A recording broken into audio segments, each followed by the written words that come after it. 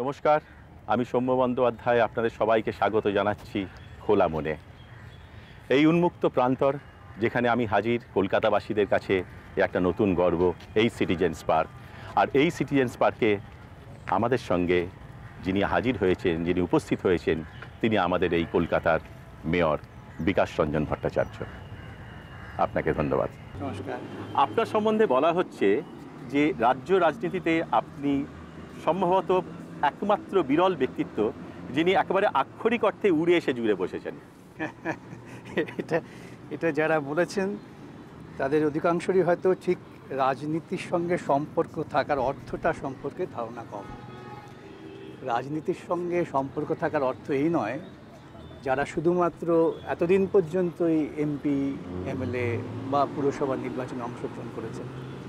আমি রাজনীতির সঙ্গে যুক্ত আমার ছাত্রাবস্থা থেকে, সে প্রায় 67-68 সাল। না, সে তো জানি, কিন্তু সেই অর্থে আপনি তো খুব একটা ভিজিবল ছিলেন না। এখন রাজনৈতিক আন্দোলনের বিভিন্ন পর্যায়ে আছে।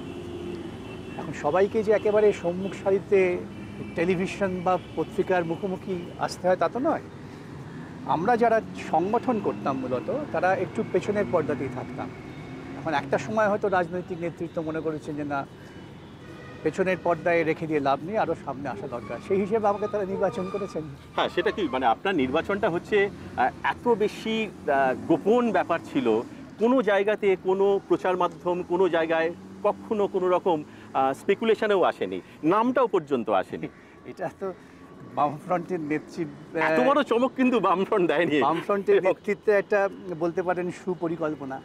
তারা হয়তো চেয়েছিলেন যে এই ধরনের বিরোধী পক্ষকে বা সকলকে একটা আচমকা ঝটকা দিতে। হ্যাঁ, এবং সেই ঝটকাটা হচ্ছে কালীঘাটের নেত্রী ট্রাম লাইনের ওপারের বিকাশ ভট্টাচার্যকে দিয়ে কালীঘাটের ট্রাম লাইনে এ পাশের নেত্রীকে বধ করা। এটা হয়তো একটা কাকতালীয় হয়ে গিয়েছে। কালীঘাট থেকেই যেহেতু আমার রাজনৈতিক জীবন শুরু বেড়ে ওঠা, তবে সেটা হয়তো মূলত নেতৃত্বের চিন্তায় ছিল না।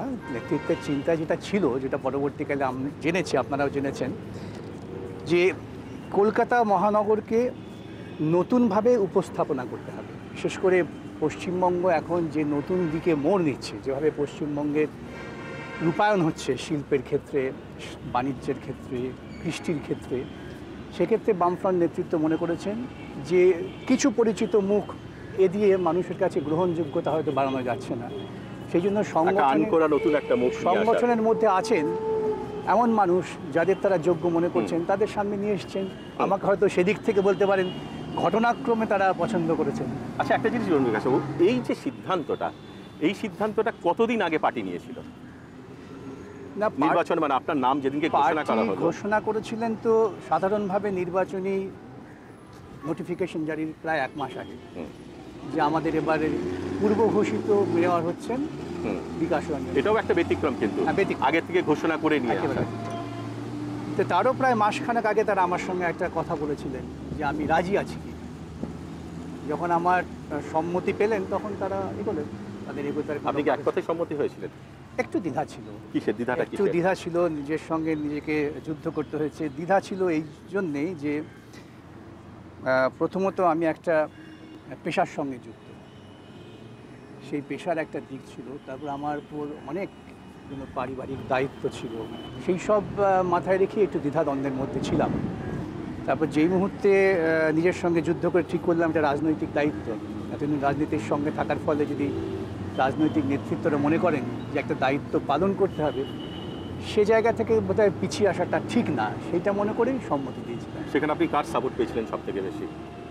প্রথম সাপোর্ট তো নিজের, দ্বিতীয় সাপোর্ট হচ্ছে আমার রাজনৈতিক নেতৃত্ব, তারা খুব দৃঢ় ছিলেন যে না, এটা করতেই হবে, কেন এটা একটা পলিটিক্যাল ডিমান্ড, এটাও একটা রাজনীতির অঙ্গনে এই কাজটা করা একান্ত জরুরি। তারপরে পরিবারের সকলেরই পেয়েছি, অসুবিধা কিছু। এই যে আপনি তো নিশ্চয়ই, আপনাদের পার্টি তো খুব টাইট পার্টি, খুব অনুশাসন প্রচণ্ড বেশি, সেটা সকলেই জানেন, কিন্তু এই ঘটনাটায় আপনি যেটা আশা করেননি, এইরকম তো আশা আরও অনেকের ছিল, থাকতে পারে। তাদের কতজনকে আপনি শত্রু করলেন? আমার মনে হয় আমি কাউকেই শত্রু করিনি। কেন, আমার সঙ্গে সকলেরই খুব ব্যক্তিগত স্তরে অত্যন্ত মধুর সম্পর্ক, বন্ধুত্বমূলক সম্পর্ক, আজও সেই সম্পর্ক বজায় আছে।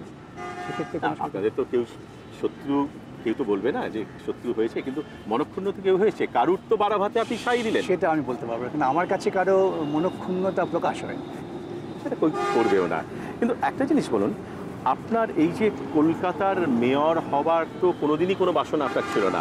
আমরা যতদূর জানি, যতদূর শুনেছি যে বিকাশ ভট্টাচার্য তিনি ছিলেন অ্যাডভোকেট জেনারেল ত্রিপুরা সরকারের, এবং আইন আপনার পেশা। আইনকে আপনি নিজের মতন করে নিজের পেশা, নেশা যাই বলুন না কেন, সেই হিসেবে আইনকে আঁকড়ে আপনি বড় হতে চেয়েছেন। এবং এমনও শোনা গেছে যে আপনার স্বপ্ন হচ্ছে, রাজনৈতিক উত্তরণের স্বপ্ন হচ্ছে পশ্চিমবঙ্গের অ্যাডভোকেট জেনারেল হওয়া। না, এটা কিন্তু খুব ভুল ধারণা। আমার স্বপ্ন নয়। ধরুন, এটা নিয়ে বহুবার আলোচনা হয়েছে। কোথায়? পার্টিতে? না, মানে রাজ্যের বিভিন্ন স্তরে আলোচনা হয়েছে। প্রকৃতপক্ষে আমি যখন 93 সালে বিচারপতির পদ প্রত্যাখ্যান করলাম, তখন বিচারপতি পদ প্রত্যাখ্যান করার পর পেশা জীবনেই নিজের যোগ্যতা প্রমাণের চেষ্টা ছিলাম। কেন ওই রকম একটা পদের মোহ বা আকর্ষণ ছেড়ে চলে আসা, এটা একটা মানুষের জীবনে খুব বড় চ্যালেঞ্জ। সেই সময় থেকে সময়ান্তরে এটা আলোচনা হয়েছে বিভিন্ন স্তরে। আমরা বিভিন্ন পত্রপত্রিকায় দেখেছি, মানে ধরে নেওয়া যেতে পারে যে তারাও বিভিন্ন সূত্র থেকে জানতে পেরেছে। কিন্তু আমার ব্যক্তিগত স্তরে এইরকম কোনো স্বপ্ন ছিল না। কারণ আমি একটা রাজ্যের অ্যাডভোকেট জেনারেল ছিলাম, সেখানে সাফল্যের সঙ্গে ছোট রাজ্যের অ্যাডভোকেট জেনারেল থেকে একটা বড় রাজ্যের অ্যাডভোকেট জেনারেল আরও বেশি গুরুত্ব নিঃসন্দেহে। পশ্চিমবঙ্গের অ্যাডভোকেট জেনারেল কলকাতা হাইকোর্টের সঙ্গে সংশ্লিষ্ট থাকার একটা অনেক গুরুত্ব। কিন্তু ওই রাজ্যের অ্যাডভোকেট জেনারেল থাকার ফলেও একটা যে অ্যাডভোকেট জেনারেলের যে সাংবিধানিক দায়িত্ব, তার যে গুরুত্ব, সেগুলো পালন করে ভালো লেগেছিল, অসুবিধে কিছু হয়নি। এখানে যদি আসতো, এলে আমি অখুশি হতাম না, কিন্তু এটা আমার স্বপ্ন। এটা না পেলে আমি একেবারে কিন্তু একটা তো রাজনৈতিক উত্তরণের একটা জায়গা থাকে। আজকে আপনি কলকাতার মেয়র, তারপরেও তো আপনার একটা স্বপ্ন রয়েছে, এবং সেই অর্থে আপনি তো কোনো গোষ্ঠীতে বিলং করেন না। একটা কথা, সত্যি কথা বলবো, আপনি যখন প্রশ্ন তুললেন, যে আমি ঠিক ব্যক্তিগত স্তরে রাজনৈতিক আন্দোলনে যুক্ত হয়েছি কোনো ব্যক্তিগত উত্তরণ বা ব্যক্তিগত সাফল্যের স্বপ্ন দেখে নয়, একটা আবেগ থেকে। এটা হয়তো মনে হতে পারে মানুষের কাছে খুব তত্ত্ব কথা হচ্ছে, কিন্তু এটা বাস্তব সত্য। রাজনৈতিক আন্দোলনে যখন যুক্ত হয়েছি, তখনও যেমন কিছুই ভাবিনি সামনে কি আছে, কি হতে পারে। হ্যাঁ, আমরা যতটা জানি আপনি ছাত্রাবস্থাতে আপনি একটা আবেগের বশে দুম করে আপনি চলে এসেছিলেন। ওই সময়টা অজয় মুখোপাধ্যায়কে যখন সরিয়ে দেওয়া হয়েছিল, ধর্মফেরা তখন রাজ্যপাল ছিলেন, তখন ওই সময় ওই বয়সের ছেলেটাকে বেরোয় না, ঠিকই তো, আবেগের বলেই ঝাঁপিয়ে পড়েছিলাম। কোনো দিন জেল হয়ে গেল, ভাবতেই পারিনি, মানে জেল ব্যাপারটা এরকম আন্দোলনে যাওয়ার পর হতে পারে, এটা তো অকল্পনীয় ছিল। ঠিক তেমনি আপনার আপনার আবেগটা তখন প্রাধান্য পাচ্ছিল, এখন নিশ্চয়ই আবেগের জায়গায় যুক্তি প্রাধান্য পাচ্ছে। এখন অনেকটা পথ পেরিয়ে এসেছি, তো অনেকটা পথ চলতে চলতে দেখা গেছে শুধু আবেগ না, নিজস্ব বুদ্ধিবৃত্তি, বিচার বুদ্ধি, যুক্তি, সেটাই প্রাধান্য। এই যে পার্টটা আমার মনে আছে যে আপনি মেয়র নির্বাচিত হওয়ার পরে প্রথমেই একটা বিতর্ক সৃষ্টি হয়েছিল সুব্রত মুখার্জির সঙ্গে এই পার্কটা নিয়ে। আপনি কিছু কমেন্ট করেছিলেন, বলেছেন যে বড় লোকদের পার্ক, এত টাকা খরচা করে এটা করা দরকার হয়নি।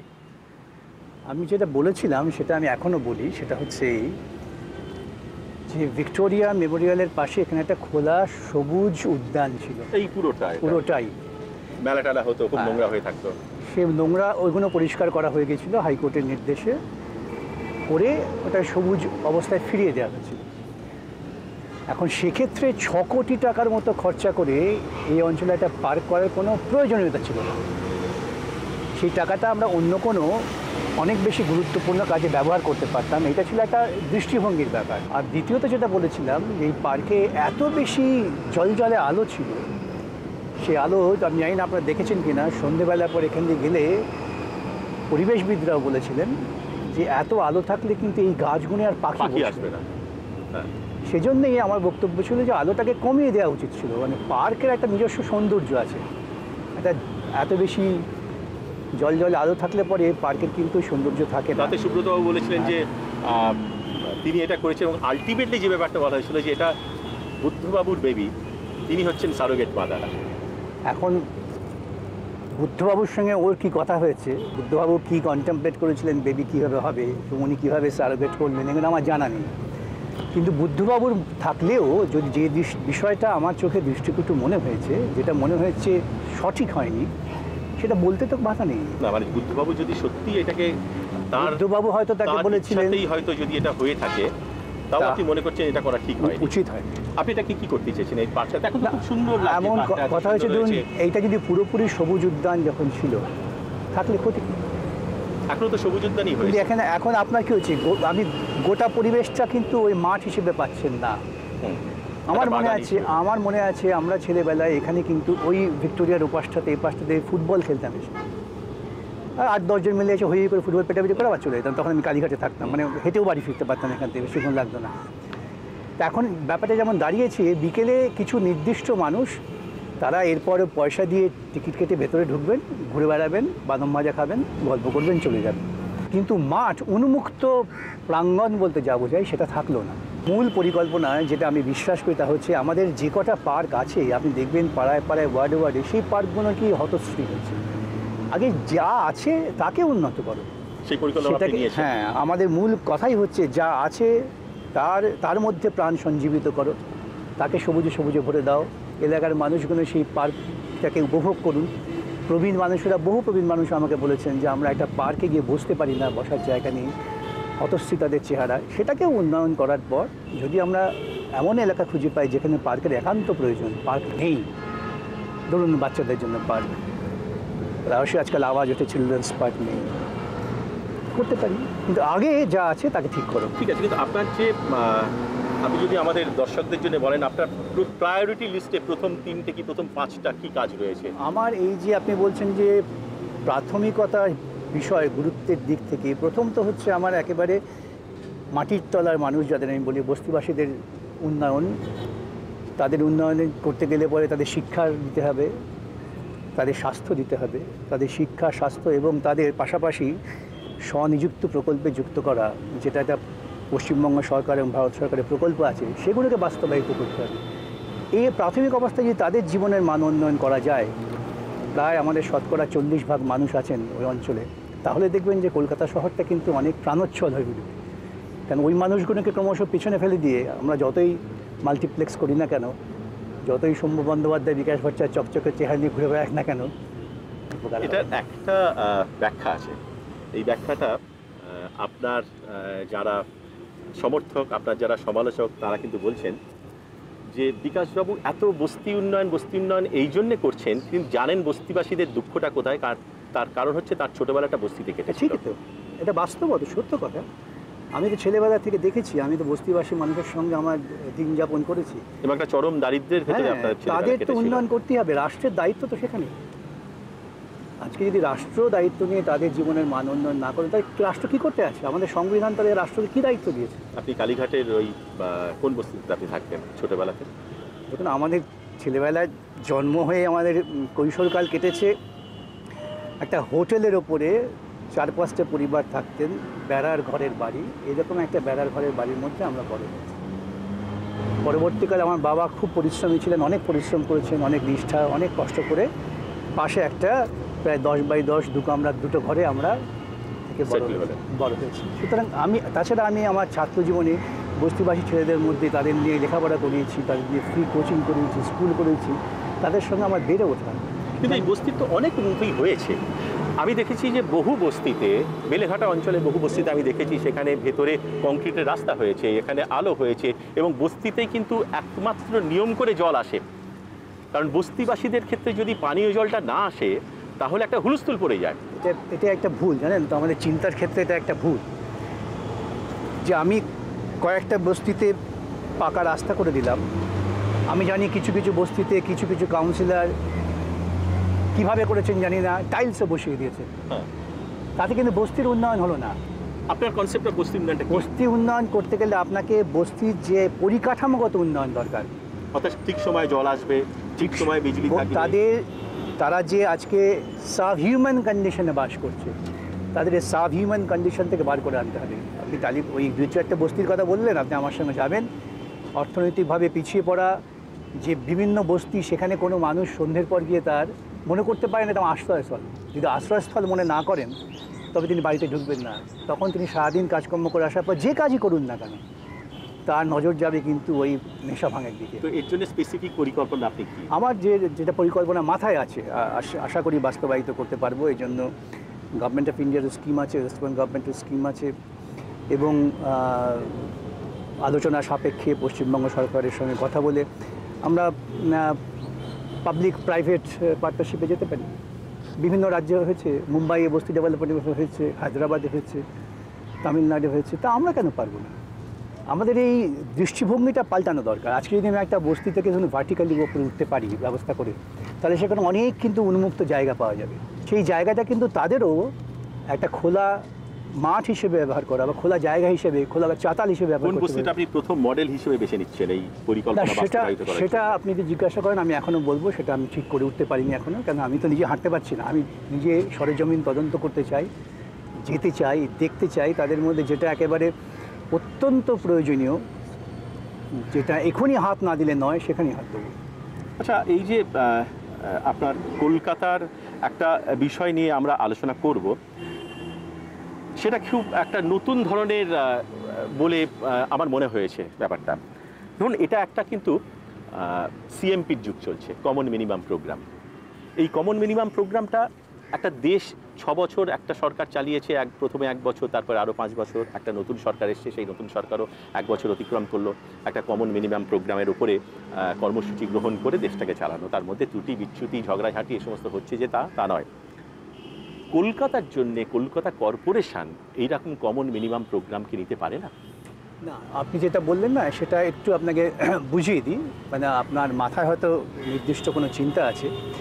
যে কমন মিনিমাম প্রোগ্রামের কথা বলছেন, সেটা কিন্তু তৈরি হয়েছে যখন বিভিন্ন দল মিলে একটা সরকার করছেন, প্রত্যেকেরই একটা স্বাধীন স্বকীয় চিন্তাভাবনা আছে রাজ্য চালাবার জন্য বা দেশ চালাবার জন্য, কিন্তু সবটাই এক জায়গায় জড়ো করা যাচ্ছে না। তখন তারা কিছু ন্যূনতম ক্ষেত্র ঠিক করে নিয়েছে। ওটা একটা বেসিক ব্যাপার, ন্যূনতম ক্ষেত্র যে আমরা এই জায়গায় একমত হতে পারি। সেক্ষেত্রে বিভিন্ন দলের কার্যসূচির একটা কম্প্রোমাইজ করে কমন মিনিমাম প্রোগ্রাম হয়েছে। কিন্তু আমাদের পুরসভার ক্ষেত্রে যদি বলেন কমন মিনিমাম প্রোগ্রাম, সেটা কিন্তু আইনই ঠিক করে দেওয়া আছে। আইনে ঠিক করে দেওয়া আছে, সেটা আমার মনে হয় যে আমরা যদি বিস্তারিত আলোচনা একটু পরে এই ব্যাপারটা করি, তাহলে হয়তো খুব বিস্তারিতভাবে বলা যাবে, বোঝাতে পারবো আপনাকে যে ঠিক এক্স্যাক্টলি কোন জিনিসটা চাই, কোন জিনিসটা করা দরকার, এবং তাতে আমার মনে হয় না যে আপনার খুব একটা অসুবিধা হবে। না, আদৌ না, আমার অসুবিধার কোনো কারণ নেই। আমি এটা বলছি, আপনার যে প্রশ্নের উত্তরটা, যে কিছু কিছু কার্যসূচি আমাদের করতেই হবে, সেটাকে কি করতে হবে, যিনিই ক্ষমতায় আসুন না কেন, সেটা কিন্তু আইনে বিধৃত আছে।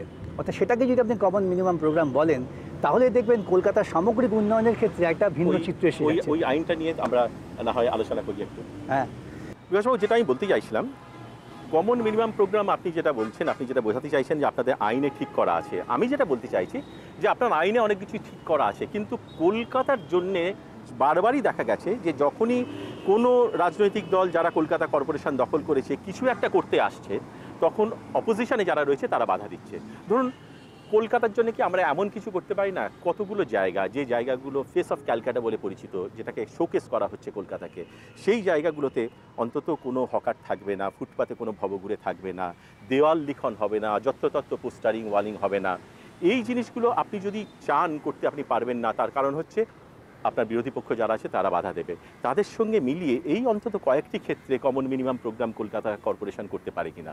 না, এটা তো হচ্ছে ঠিকই, এটাকে আমরা বলতে পারি যে কমন আন্ডারস্ট্যান্ডিং। ইতিমধ্যেই you can give any name to it. হ্যাঁ, ইতিমধ্যে আমরা তো বলেছি আমাদের বিরোধী পক্ষের কাছে যে আমরা কিছু কিছু নির্দিষ্ট ক্ষেত্র ঠিক করে নিই, যেখানে আমরা কেউ বিরোধিতা করবো না। আমি বিরোধী পক্ষের নেতাকেও বলেছি, মানে আপনিও ঠিক সেই ভাবনাতেই বলছেন, এটা উচিতই। তো তার জন্য কি কলকাতা বলা এবং এটা হচ্ছে উদ্যোগটা রাজনৈতিক স্তরে হওয়াটাই বাঞ্ছনীয়। কেন রাজনৈতিক স্তরে উদ্যোগ যদি না হয়, তাহলে এটা কথার কথা থেকে যাবে। সেজন্য যদি আমরা ঠিক করে নিতে পারি যে আমরা যেই দায়িত্বে আসুন তাকে এই কাজগুলো করতে হবে, এই কাজগুলো তিনি করলে পরে বিরোধী পক্ষ কোনো অবস্থাতেই বাধা দেবে না। রাজনৈতিক উদ্যোগ তো বটেই, আপনিও তো রাজনীতির লোক, আপনি তো একটা রাজনৈতিক দল থেকে রয়েছে, আপনি নিজের থেকে সেই উদ্যোগটা যদি না, সেটাই তো রাজনৈতিক উদ্যোগ বলতে আমি সেটাই বলছি যে এটা অ্যাডমিনিস্ট্রেটিভ লেভেলে নয়, এটা পলিটিক্যাল লেভেলে, পলিসি মেকার্স লেভেলে। ধরুন, আপনার কি এরকম একটা আইডিয়া আপনার মাথায় ঘুরছে যে আপনি as a mayor of Kolkata corporation আপনি বিরোধী দলগুলো সবাইকে নেতাদেরকে আপনি বৈঠকে ডাকলেন, হ্যাঁ, দেখে এই জিনিসটা আপনি নিশ্চয়ই, করতে চাইলেন। নিশ্চয়ই। হ্যাঁ? আমি তো যে কথা বললাম ইতিমধ্যেই আমরা বিরোধী দল নেতাদের বলেছি যে আমরা আসুন কলকাতার মঙ্গলের জন্য কিছু কাজ সেগুলো আমরা ঠিক করে ফেলি, যেখানে আমাদের কোনো রকম বিরোধ হবে না। আমরা অন্তত হাউসে এই কাজ নিয়ে কোনো বিরোধিতা করবো না। তো সেখানে কিরকম ধরনের রেসপন্স পাচ্ছেন আপনি? মুখে বলছেন হ্যাঁ দেবো, হ্যাঁ। কিন্তু দেখা যাবে কার্যক্ষেত্রে আপনি প্রচার দিন, আপনি কাগজে আপনি বলুন, আপনি অ্যাপিল করুন, আপনি প্রচার মাধ্যমকে আপনি কাজে লাগান, তাহলে অ্যাটলিস্ট ওনাসটা ওদের উপরে ফেলা যাবে। সেটা হচ্ছে যে ইতিমধ্যে প্রচার মাধ্যমে এটা প্রচার করেছেন, বিভিন্ন মাধ্যমে বলেছেন যে আমাদের অ্যাপিল, এবং ওরাও তাতে ওরা সাড়া দিয়ে বলেছেন যে আমরা সমর্থন করব, আমরাও ওদের ভাষায় আমরা কনস্ট্রাকটিভ অপোজিশনের কাজ করব। খুব ভালো কথা। এখন সেটা করছেন কি না না দেখলে বলতে পারবো না। যখন করবেন না তখন প্রচার মাধ্যমে যেতে পারি যে দেখুন এই কথা বলেছিলেন কিন্তু করছেন না কার্যত। তার আগে যাওয়াটা একটু অবিবেচকের কাজ হয়ে যাবে। সেদিনকে আপনার অফিসে গিয়েছিলাম, অফিসে গিয়ে দেখলাম যে স্বামী বিবেকানন্দর একটা ছবি রয়েছে, এবং তারপরে আমি যেটা জানি, আমার জানাটা হয়তো ভুল হতে পারে, যে আপনার জীবনে বিবেকানন্দর একটা অদ্ভুত বড় প্রভাব আছে। এটা কি, এই ঘটনাটা কি? খুব বড় ব্যাপার।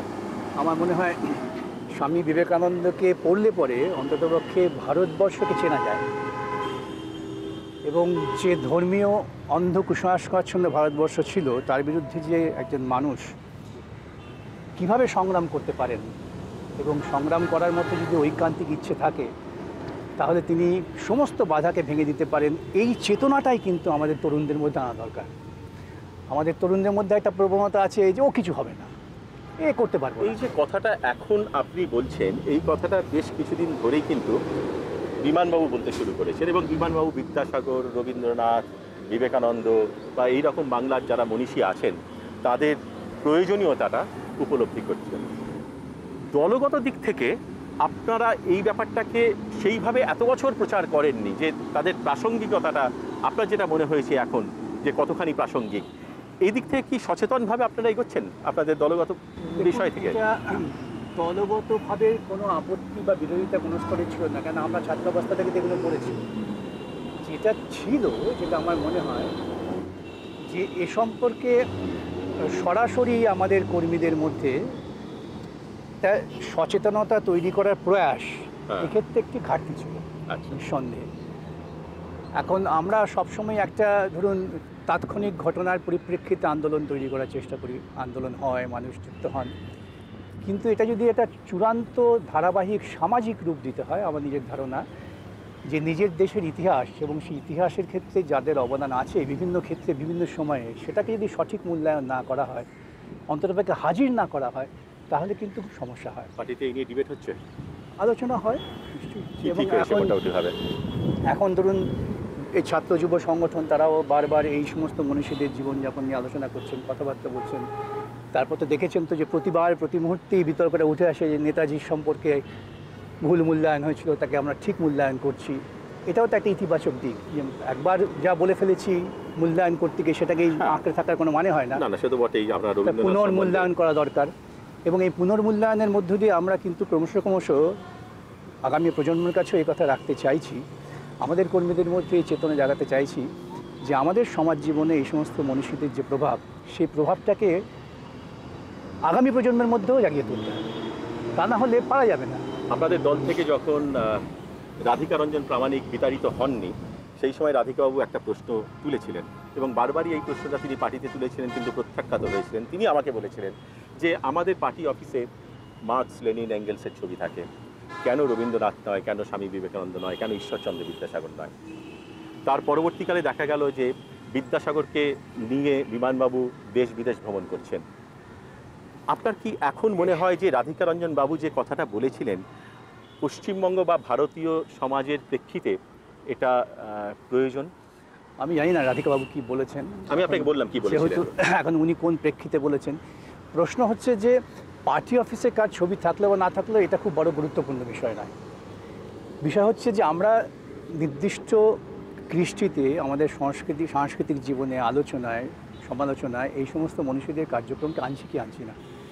আমরা অনেক ছবি টাঙিয়ে রাখলাম, কিন্তু তার কার্যক্রমের বিরুদ্ধে কাজ করলাম, এটা ভাবার কোনো মানে এটা কিরকম রবীন্দ্রনাথ বিবেকানন্দ তাদের ছবি নেই, কিন্তু তাদের ধ্যান ধারণাগুলো আমি আসছে, বলছি, আর মার্কস এঙ্গেলসের ছবি আছে তাদের না ধ্যান না না ধারণা না, দেখে। ভুল করছেন। ব্যাপারটা হচ্ছে যে একটা পার্টি একটা নির্দিষ্ট ফিলসফিতে চলে, সেটা হচ্ছে মার্কসিস্ট ফিলসফি।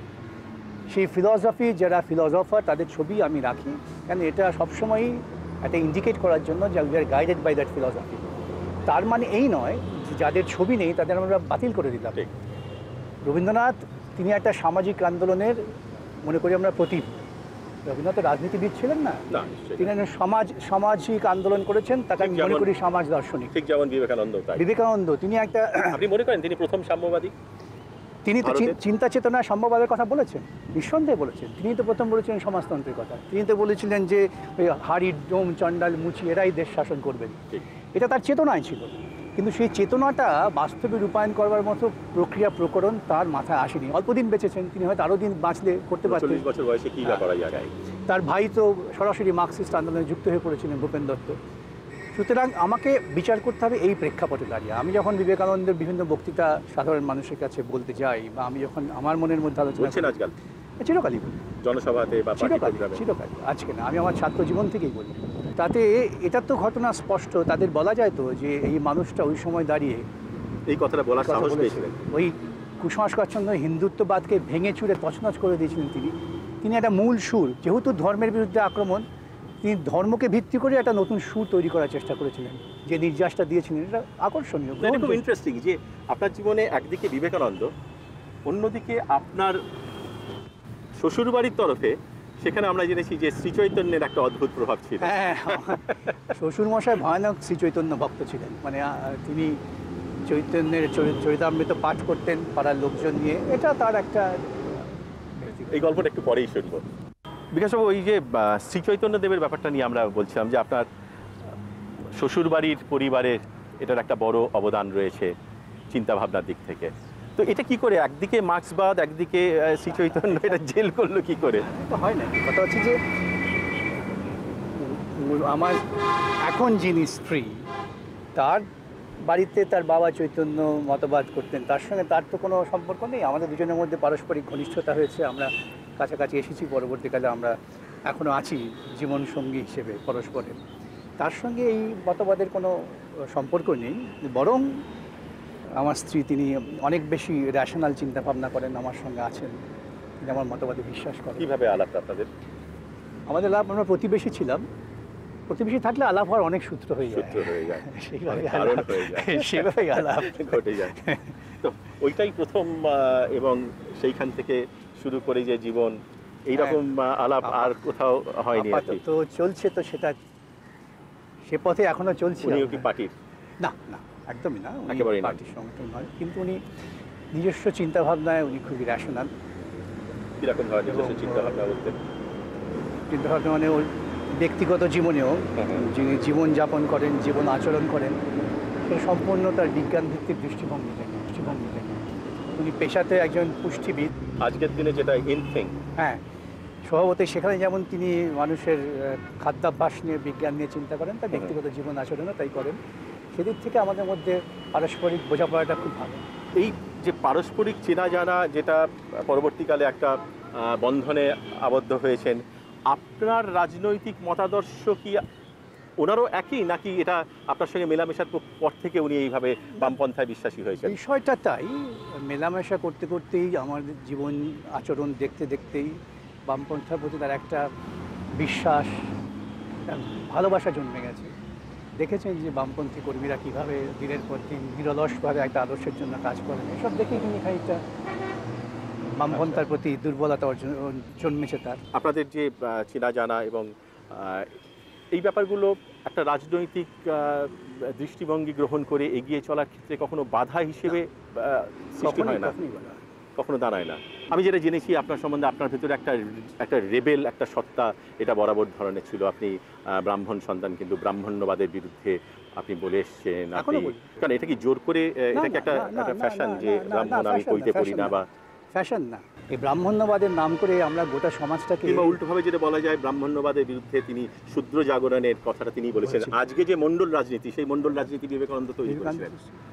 এখন এই ব্রাহ্মণ্যবাদের নাম করে একদল সুবিধাভোগী মানুষ, যারা দিনের পর দিন ব্যাপক অংশের মানুষের উপর নিপীড়ন চালিয়েছেন, তাদের উপর অত্যাচার করেছেন, নিষ্পেষণ করেছেন, সেটাকে তো ভাঙা দরকার। সেটাকে ভাঙতে গেলে পরে আমার মনে হয় সবচেয়ে বেশি কথা উঠে আসা উচিত কিন্তু ওই গোষ্ঠীর ভেতর থেকেই। আজকের এই সমাজে বা রাজনৈতিক দলগুলোতে দু একটি জায়গায় ক্ষেত্রে বাদ দিয়ে বাকি সব জায়গায় কিন্তু এই উচ্চবর্ণেরই প্রাধান্য। না, এইটা আমাদের ভুল কত কোনো ব্যাখ্যা। সেটা হচ্ছে এই উচ্চবর্ণের মানুষ বিভিন্ন সময়ে শিক্ষার আলোটা বেশি পেয়েছে, সুযোগটা বেশি পেয়েছেন বলেই কিন্তু তারা সামনের সারিতে এসেছেন। তাদের মধ্যে থেকে প্রতিবাদ ধ্বনিত হয়েছে, খুব ভালো এই কথা। প্রতিবাদকারী হিসেবেই তারা সামনে এসছে। খুব ভালো কথা আপনি বলুন, সুতরাং- আপনার দলে কমিউনিস্ট পার্টিগুলোতে বা বামপন্থী পার্টিগুলোতে আমাদের দেশে যে নেতৃত্বের কথা আপনারা বারবার বলে এসেছেন, শ্রমিক কৃষক, কজন শ্রমিক কৃষক নেতা হয়েছে আর কজন মধ্যবিত্ত উচ্চবিত্ত তারা নেতৃত্ব দিয়েছেন আজকের তারিখ পর্যন্ত তারা আমি নেতৃত্ব আপনাকে দিচ্ছেন। আবার বলি, এটা একটা ভ্রান্ত ধারণার শিকার আমরা। শ্রমিক কৃষক নেতৃত্ব মানে কিন্তু শ্রমিকের মতবাদ, কৃষকের মতবাদের নেতৃত্ব, ব্যক্তি কৃষক বা ব্যক্তি শ্রমিকের নেতৃত্ব নয়। কার্ল মার্কস যখন তার দর্শন তৈরি করেন, কার্ল মার্কস কিন্তু শ্রমিক কৃষকের ঘরের সন্তান ছিলেন না। নিশ্চয়ই ফ্রেডরিক না। এঙ্গেলস কিন্তু অত্যন্ত ধনী পরিবারের সন্তান ছিলেন, কিন্তু এই দর্শনটা তারা তৈরি করেছেন। এই দর্শনটাকে উপলব্ধি করে, আত্মজ করে যারা লড়াইয়ের ময়দানে নিয়ে গেছেন, তাদের যে সবসময় শ্রমিক কৃষক হতে হবে এই ধারণাটা ভ্রান্ত ধারণা। তা কিন্তু উৎসেও তো না। ধরুন, উঠবে না কেন? কোথায় কৃষক উঠছে? কৃষক এই লেভেলে উচ্চ পর্যায়ে লেভেলে প্রথম 10 জন সময় লাগবে, আসছেও তো। আজকে আমরা যাদের মুখিয়া দেখি তারা হয়তো সবাই সেই স্তর থেকে আসছেন না, কিন্তু আপনি দেখেন যে একেবারে গ্রামীণ কৃষক আন্দোলন থেকে উঠে আসছে। যাবো কিচ্ছু আসছে না। আপনারা নারী আন্দোলনের কথা বলছেন, আপনারা 33% মৌখিকভাবে বলছেন। আপনার দল কতজন নারীকে তারা নির্বাচনে টিকিট দিচ্ছে? এই আজ এত বছর পরে এক বৃন্দা কারাত পলিট ব্যুরোর আবার মেম্বার ভুল বলে। করছে। ভুলটা এইখানেই। এই আলোচনা করার মধ্য দিয়ে কিন্তু আমরা মূল সূত্রটাকে হারিয়ে দিই। আমি একটা সামনে লক্ষ্য রেখে এগোতে চাই, সেই লক্ষ্যটাকে যদি আমাকে বাস্তবায়িত করতে হয়, সফল কাম করতে হয়, আমাকে সেই লক্ষ্যে পৌঁছতে হবে। তার মানে এই নয় যে আমি লক্ষ্যে পৌঁছবার জন্যই যা পারলাম তাকে নিয়ে গিয়ে জড়ো করে না, দিলাম, নিশ্চয়ই তা নয়। সেই জন্যই আমাকে আজকে কত বছর এত বছরে সময় লাগে, একটা বৃন্দা কারাত সময় লাগে, এসেছে। হ্যাঁ, হতে সময় লাগে। কত বছর পরে আমরা ভারতবর্ষে যে ধর্মীয় মৌলবাদ, সেই মৌলবাদ জেগে উঠলেও তাকে ঠেকাবার চেষ্টা করছি। বিবেকানন্দ কবে করে গেছে? পারিনি। চৈতন্য কবে করে গেছেন? পারিনি। যদি আমরা সামাজিক দিক থেকেও দেখি, এটা অনেক সময় লাগে।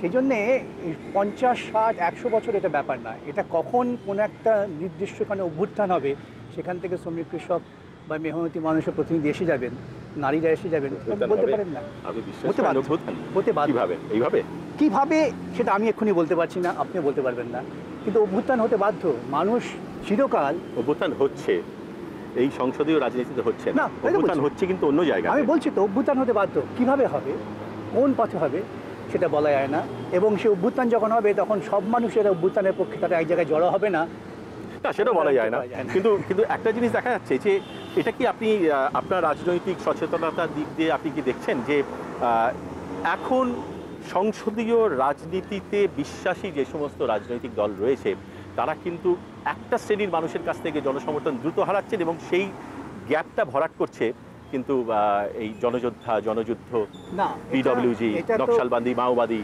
এটা তো আমাদের আন্দোলনের খানিকটা দুর্বলতার অংশ। সেই দুর্বলতাকে কাটিয়ে তুলতে হবে, সেখানে আমাদের পৌঁছতে হবে। কারণ এটা ঘটনা যে ক্ষেত্রে আমরা আমাদের আন্দোলনের শক্তি নিয়ে পৌঁছতে পারছি না, সেক্ষেত্রে ওই শূন্যস্থানটা থাকে না, তো তারা দখল করার চেষ্টা করছে। কিন্তু পাশাপাশি আমরাও কিন্তু পাল্টা আন্দোলন গড়ে তোলার চেষ্টা করছি, মানুষের কাছে এই মতবাদটা পৌঁছে দেওয়ার চেষ্টা করছি যে আজকের দিনে বিচ্ছিন্নভাবে এই রকম হামলা করে, খুনোখুনি করে কিন্তু সমাধান করা যাবে না। আজকে গোটা পৃথিবীর যে বাস্তব চিত্র, সেই চিত্রের পরিপ্রেক্ষিতে যদি আমাকে আন্দোলন গড়ে তুলতে হয়, আমি এই মুহূর্তে সংসদীয় রাজনীতির বাইরে গিয়ে কিছু করতে পারবো না। আজকে ধরুন আমাদের যে সংবিধানের মধ্য দিয়ে আমরা যে সমস্ত সুযোগ মানুষকে পাইয়ে দিতে পারি, একটা ওয়েলফেয়ার গভর্নমেন্ট যেটা করতে পারেন, আমি সেটুকুও যদি করতে পারি ঠিকভাবে, তাহলে দেখবেন মানুষের জীবনে একটা পরিবর্তন আসবে এবং ক্রমশ মানুষ কিন্তু বুঝতে শুরু করবে এই সংবিধানের যে লিমিটেশন। আপনাদের দলে কি এখন এইটাই খুব একটা বড় ভাবনা যে কীভাবে জনযোদ্ধার এর প্রভাব আমাদের রাজ্যে এবং পার্শ্ববর্তী রাজ্যে যেখান থেকে প্রভাবিত হচ্ছে সেটা একটা ঠেকানো যায়? নিশ্চয়ই, এটা সামগ্রিক ভারতবর্ষের একটা সমস্যা হয়ে দাঁড়াচ্ছে। আমরা লক্ষ্য করছি তো, এর মধ্য দিয়ে তারা প্রকৃত বামপন্থী আন্দোলনের ক্ষতি করছে। কিন্তু জনসমর্থন পাচ্ছে। জনসমর্থন পাচ্ছেন কি, এটা প্রশ্ন। আপনার কি মনে হয় জনসমর্থন পাচ্ছেন না, এটা বিচ্ছিন্ন জনসমর্থন। একসময় মনে হয়েছিল নকশালবাদী আন্দোলনের লোকের জনসমর্থন পাচ্ছেন, তখন এমনভাবে তাদের চিত্রিত করা হয়েছিল, মনে হয়েছিল তারাই বোধহয় মেসিয়া অব দি কমনার্স। এটা অবশ্য একটা বিতর্কের বিষয়, তার কারণ যেভাবে মেদিনীপুর এবং বাঁকুড়া, বীরভূম, পুরুলিয়া এই অঞ্চলে আস্তে আস্তে আস্তে আস্তে ধীরে ধীরে এলাকা দখল হয়ে যাচ্ছে, সেটা নিয়ে আমার মনে হয় যে একটুখানি অন্যভাবে চিন্তাভাবনা নিশ্চয়ই করতে হবে। আমি এই যে আপনি যে সংকেতের কথা বললেন, এই সংকেত নিয়ে তো আমরা নিশ্চয়ই চিন্তিত, আমাদের পার্টি নেতৃত্ব চিন্তিত, তারা ভাবনা চিন্তা করছেন কত বেশি করে আমাদের জনভিত্তি প্রসার করা যায়, কত বেশি করে আমরা আন্দোলনের মানুষকে পৌঁছতে পারি। এটা করতেই হবে, নতুবা আমরা বিচ্ছিন্ন হয়ে যাব। একটা বিকাশবাবু, ভ্রান্ত ধারণা আপনার সম্বন্ধে কিন্তু অনেকের আছে, সেটা হলো আপনি মোহনবাগান ক্লাবের নির্বাচনে মামলা লড়েছিলেন। এখন মোহনবাগানের বহু সমর্থক, বহু সদস্য, তাদের এরকম একটা ধারণা ছিল আপনি মোহনবাগানের সমর্থক এবং সেই জন্য মামলা করছেন। আদতে কিন্তু ঠিক উল্টো দেখা গেল। এটা ঠিকই বলেছেন। এমনকি আমি যখন নির্বাচনী প্রচারে বেরিয়েছি, বহু মানুষ তারা বেরিয়ে এসে বলেছেন আমরা আপনাকে ভোট দেবো, তার কারণ আপনি মোহনবাগানে নির্বাচনের ব্যবস্থা করে দিয়েছেন। একটা অদ্ভুত আবেগ, মানে এই আবেগটা বোধ হয় কলকাতাতেই হয় মানুষের খেলার সম্পর্কে।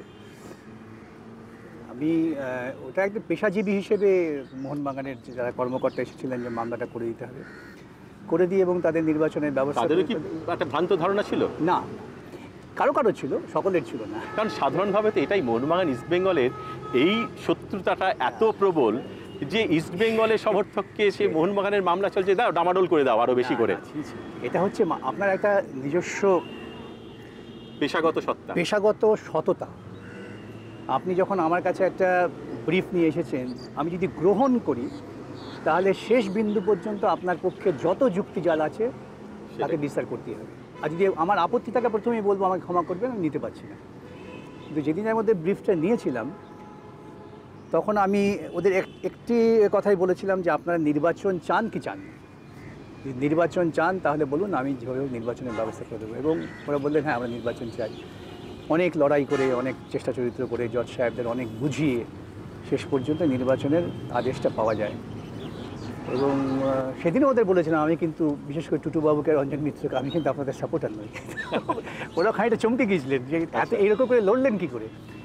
না, সেটা হচ্ছে আমার পেশা। যারা আপনাকে জানে যে আপনি ইস্টবেঙ্গলের সমর্থক, তাদের তরফ থেকে কিছু বলেনি যে বিকাশ দা বা বিকাশবাবু বা বিকাশ এটা এইভাবে? তারা অনেকেই আমাকে জানেন, কারণ আমি ইস্টবেঙ্গল ক্লাবের হয়ে তো মামলা করেছিলাম, দুপক্ষের যখন বিরোধ হচ্ছে, এবং তারা ব্যক্তিগতভাবে আমাকে জানে যে আমি এই ধরনের ছলচাতুরি করবো না। সেই বিশ্বাসটা আপনার প্রতি, এটা অবশ্য পেশাগত সততা যেটা বললেন সেটা রাখতেই হয়। কিন্তু এই পেশাগত সততার সঙ্গে ঠিক সংযুক্ত নয়, কিন্তু এটাও এখন আপনাদের দলেতে এবং বিভিন্ন মহলে এটা কিন্তু কথা শোনা যাচ্ছে, উঠছে যে এখন আপনি কলকাতার মেয়র হয়ে যখন গিয়েছেন, তখন দুর্মুখ রায়ের মতন চরিত্রটা আপনি করবেন কি করবেন না।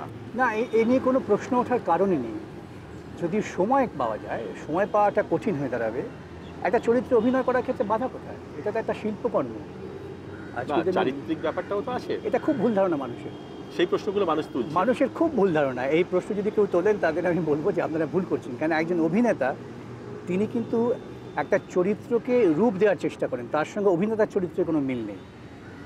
আমি জানি, মানে ব্যক্তিগত চরিত্র আমি জানি, ধরুন আমি হিন্দি ফিল্মের ভিলেন ছিলেন প্রাণ, তার অভিনয় দেখার জন্য আপনিও নিশ্চয়ই দেখেছেন, আমরা করে দেখেছি। কিন্তু ব্যক্তি জীবনে আমি শুনেছি, একটা কোন লেখায় পড়েছিলাম যে প্রাণ হচ্ছেন একেবারে বিপরীত চরিত্রের মানুষ।